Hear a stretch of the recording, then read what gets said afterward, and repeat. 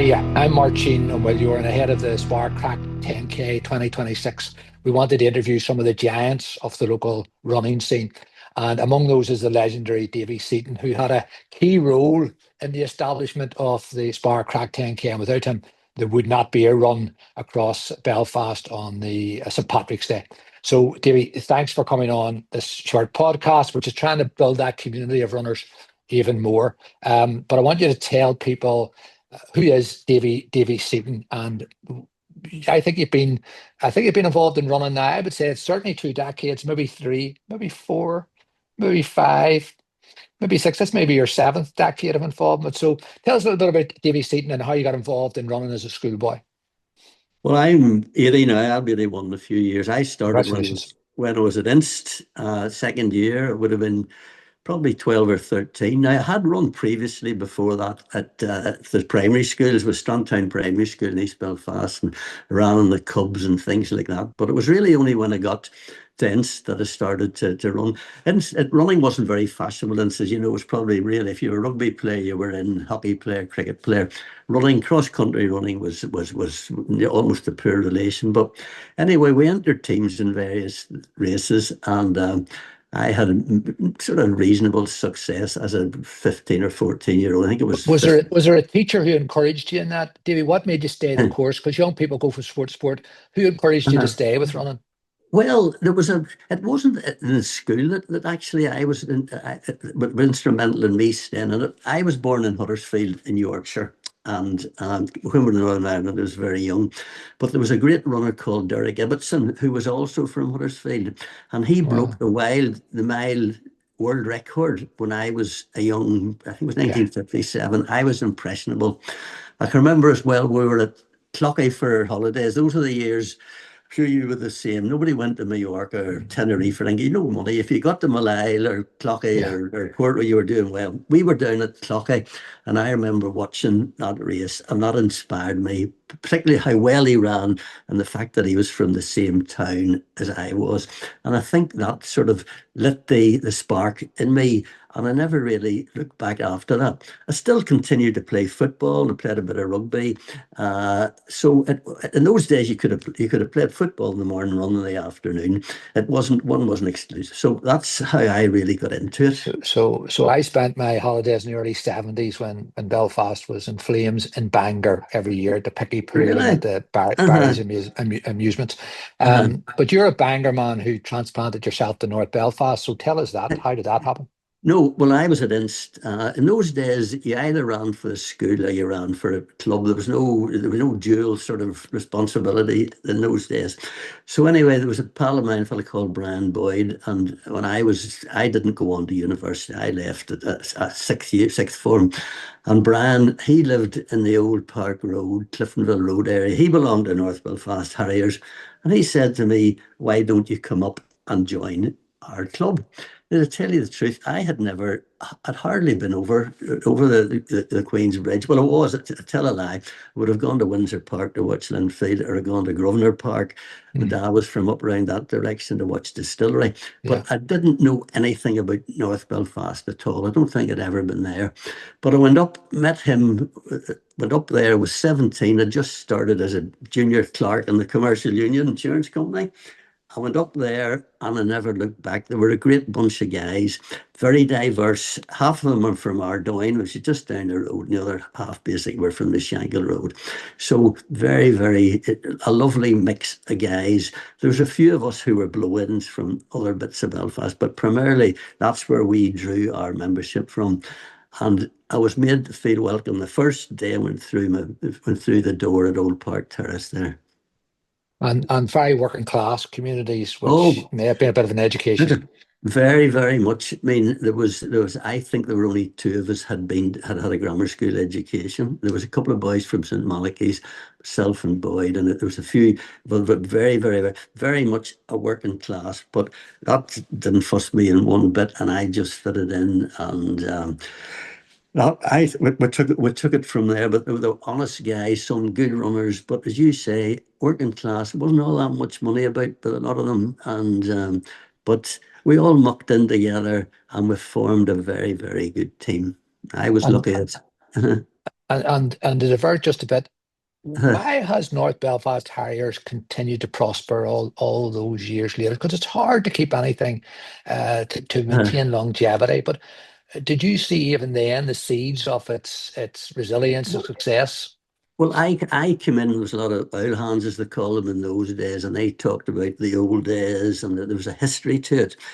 And I had 25 very, very happy years there. Uh, the only reason I left was that my daughter, we were living in Bangor at that stage, my daughter wanted to run, and believe it or not, she was only about 8 or 9.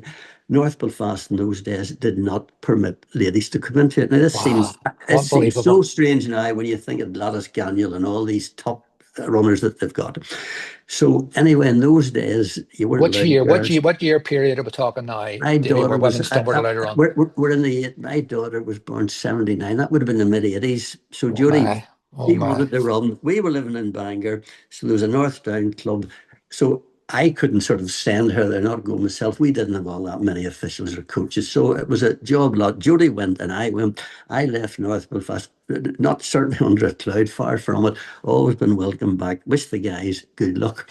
So at that stage, it was going very, very well, and it continued to go. People like Matt Shields come in. Matt, as you know, Mm. is Mm. a good mover, and both as a runner and as an organizer. So the likes of Matt come in, a few other fellas come in, and that just sort of allowed the club to progress as it has today. And it's one of the leading clubs. I love to see them doing well. Obviously, my own Mm. club's North Down. I like to see them doing better. But oh no, North Belfast been a wonderful club. They opened the doors to girls after that, and you know the history of it yourself. But so you've also seen in because in my lifetime when I was Mm. at school, we played for Christian Brothers, played a little bit of Gaelic. It was never any good. Uh, I played a little bit, of Gaelic, but there was uh, no girls Gaelic, women's Gaelic, and no. yet that has transformed Uh-huh. society. So you've Uh-huh. seen women come into the sport, but the other thing you've seen is when Mm. you were a member of North Belfast Harriers, and I presume we're talking 60s, Davy. Was We're talking 60s, 70s, six, 80s. I Yeah, was there from 60 to 1962. I was there for well done, 25 years, so the well done. 1987. Okay, but the other changes you have seen today Right. is you would see people run from the North Belfast Harriers who Mm. might take them 40 minutes to do a 5K park run. Uh-huh. You've seen, because certainly when I was at school and a young man, Uh-huh. there was no suggestion you would join the Beachmount Harriers if you weren't able to Uh, really, try to be a top runner. But you've seen this change as well over recent years that if anybody wants to have a go, North Belfast Harriers is one of the many clubs that says, come in, join us. Oh, that's it. If I'm afraid you can put one foot in front of the other, that's it. But as you say, in those days, you had to be, to use a term, a half decent runner. Otherwise, you felt that you wouldn't fit into the place. Now, in those days, we had a fast pack, an intermediate pack, and a slow pack. And what was considered a slow pack there, it wouldn't be considered slow now because some of those fellas would be halfway or 3/4 way up the field in a park Yeah, run. yeah, But yeah. but that was the situation in those days. But guys came in who weren't all that fast, and just with a bit of coaching and proper training and that, they suddenly improved. So it's one of those sports that you can improve. I mean, you're either a footballer or you're not a footballer. You can almost tell at Mm. 12 or 14 a wee lad's going to be a good player. But in athletics, particularly long distance running, you do not know. Some people with dedication, hard work, and commitment can come from nowhere to number one, really. But what is the running mentality that enables these great running clubs to welcome people? Because of all sizes, shapes, Hmm. people who come in really Hmm. overweight, maybe have to walk their first park run. Uh, I mean, that's a great inclusive mentality, which maybe people don't associate with high level sports. But uh, it seems to me that runners just are very happy to just see that. It is. It is. It's a very, very. It's a community which is friendly. And I think the natural thing is if a stranger comes in, what's the word? You don't say you're strangers, just friends we don't recognise. It's that Yeah. sort of the situation. So somebody comes, you get nice guy in the club or nice girl in the club. He welcomes them, gives his name, who are you, and that tells them what's happening. Look, we're meeting on Monday or Tuesday or Thursday, or we're racing at Ballyclare on Saturday. Tell you what, I'll pick you up at the leisure centre at 12 o'clock and we'll go down, all that sort of thing. If you're made to feel welcome, as I was when I went into North Belfast, as soon as I went through the door, I felt welcome. And this is what's happening in these other clubs, these jogging clubs and running clubs and general sports clubs, basically. So you mentioned the word community. Now you competed at a Mhm. high level. You competed for Northern Ireland at the Right. Commonwealth Games. You managed the Northern Ireland cross country team, which meant you got to travel a Mhm. lot. Mhm. Was that a community as well, like a high level sporting community? Is that one of the great pleasures of it? It was. Well, when I managed Seaton, I didn't go to Commonwealth Games as a competitor, Yeah, I was a spectator.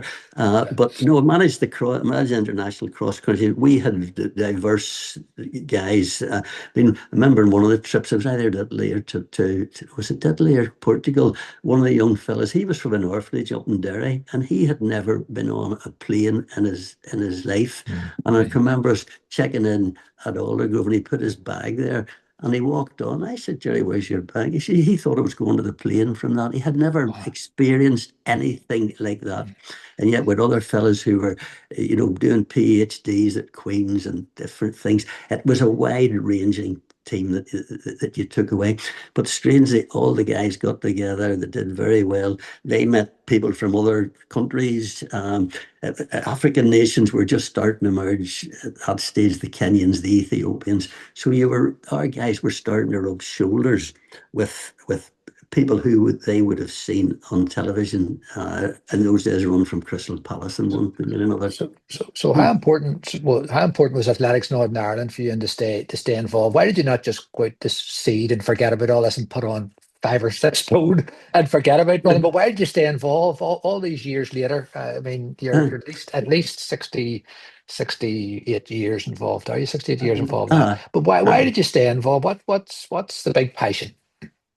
I just love it. As a pal of mine, Norman Bissett, who's well known at it, he and I would say it's a disease that we have got. It's all you can't get away from it. And I mean, I'm now my son's running, my daughter's running, my 2 wee grandsons are run. They Mm, run quite well. One won the under 10 Northern Ireland Ulster Championship. The other won the under 11. So that is coming through in our family. So I'm so glad to see that sort of a situation that I'll be hooked for a while. Now, they could in 2 years say, I'm forgetting about it. But at the moment, they're very enthusiastic. We have a lot of young guys down here in Bangor. There's a group, I'm part of one of the coaches, 3 or 4 of us who coach the sort of under 13s and that. And it's just good to see those children develop as athletes, but more importantly, to develop as people. So the wee yeah. guy from Ballyholme comes along. He's never seen the wee fella from St. Malachy's and the wee lad from Bloomfield. And all of a sudden they're getting together and it helps their interpersonal skills. It also helps them develop as people and as athletes. And it's lovely for us as our lads to see that sort of thing. So you're talking about community, you're talking about people, development of people reaching their full potential. But in the Uh, midst of all that, in mhm. 2010, Matt Shields brought the park run. So what difference has the park run phenomenon made to the sport that you love? Absolutely brilliant. That's it. I mean, 100% behind Matt and what he has done. And it has gone he's further and further. All sorts of guys who, on a Saturday morning at 9:30, would have been lying in their bed, not knowing what they were going to do. Those fellas are around. They're running around Crawfordsburn or Falls Park, or they're up in Yeah, Derry or yeah, down in yeah, Omer or whatever it yeah. might be. And the interesting thing, more and more females are now entering into it. I mean, I can remember the first Belfast Marathon was involved 1982, and there was, I think, 3% of the participants were female. Now it's Wow, 50-50. That's one of the wow. biggest changes that I have seen. You look back at those old films, no, old footage, Yeah. 3%. Oh man. So I just ran with Marty Dean over the new year, Uh-huh. and of Oh, course good. he's he's he's, st he's still in great shape. But he Uh-huh. he won that marathon in 1982 Uh-huh. in 2 hours 15, which is Uh-huh. astonishing time. And then I Uh-huh. ran with Matt Shields at the Queen's Park run Uh-huh. on Uh-huh. Saturday. So I'm working my way through legends. But Yes. so the question for you is, are you still running? Well, I had 2 major illnesses about 5 years ago, and that put paid to me running. I'm still involved to the extent that well, it's more an administration coaching game, but I used to be able to run sort of fairly quickly. Then I got slower and slower, and then it was had to go down. I had to jog, and now I walk. So I walked Bangor Park run Good on for you. Saturday. I was not going to Oh, give up. So there was 350 competitors, and I was 345th. Well, There was that's fantastic. five people behind me, but I woke up on Saturday morning and I thought, well, I'll just walk this. And you could be landing the Ulster Hospital or the Royal Hospital and you'd be delighted to be walking 3 laps of Ward Park. So you have to take the chance when you can, because so many of my pals are sick, ill, or dead, and you're so glad to be able to do something. As I say, if you can't, years ago you'd have gone around. I mean, I would have run under 15 minutes for 5K, and now I'm walking it in like 55 minutes. But you're still doing it, and that's the important thing. So I haven't been in Ward Park since I was in holiday in Bangor in 1973. Right. Would you invite me back and You, I'll to walk the you, park run there? you'd be very welcome. They'd love to see you. And I don't know how many votes you'd get down here, mind you. Well, it's such a beautiful part of Get the world. beautiful part of the world. I think I could get you to walk with a few Alliance people in one fight or Well, another. no, So, what? well, one of the great Aye, things about Park aye, Run is, and I saw the former Lord Mayor Tom Egan, who's older than aye, you. He is I? volunteers at Aye, Queen's good. every week, Aye, and I stopped and I said to him, Tom, you uh, have to go in for your cup of coffee afterwards. aye, And he said, I'm famously antisocial. And I said, I know aye, that, but it doesn't matter aye, because the coffee afterwards is a uh, chance for people to get to know who you are. Because I'm the only uh, one that shouts, well done, former Lord Mayor, when we pass him. But the great thing uh, about Park Run, the great thing about the running community, because I'm a aye, very late runner, I didn't start running until I was 40, at a aye, very, very low and very slow level. aye. It's a very welcoming community. And you must have seen it. You must have seen the numbers, like the numbers Oh, they've are exploded. incredible. They're incredible now. Wherever you're out. So you That's must be right. very pleased with that to see that. Very, very pleased. And it's a lovely sport. I mean, what's the most natural thing a child can do is run.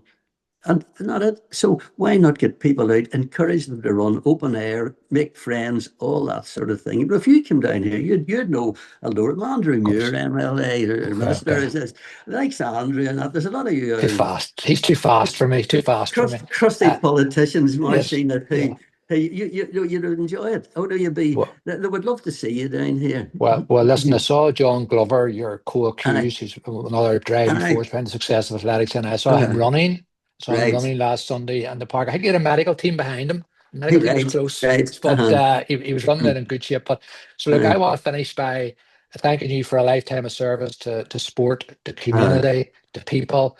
I want to put on record the fact there wouldn't be a SPAR Craic 10K on a St. Patrick's Day at all. If it wasn't for the welcoming approach that you adopted, the inclusive thank approach you. you adopted. It's in Uh-huh. this part of the world, a lot of people just say no and say, look, it's just too much trouble. But just took the trouble to teach us how to run Mhm, an event on St. Patrick's Day, which is mhm, fun, which builds community, and which really celebrates the patron uh-huh. saint of all of us. That's So all. listen, thanks a million for all you do. Gurmaga, thanks a million, David. Not at all. I'm glad to help. I think you and I were the midwives for that crack 10K. Well, a young lady called Conla, And Has been. That's right. Conla, you and I and Conla, we were the midwives, so we delivered that. And hopefully we'll see it mature. Yeah, no, that's just fantastic. So look, it's Aye. 2015, so we're doing very well. But listen, thanks again.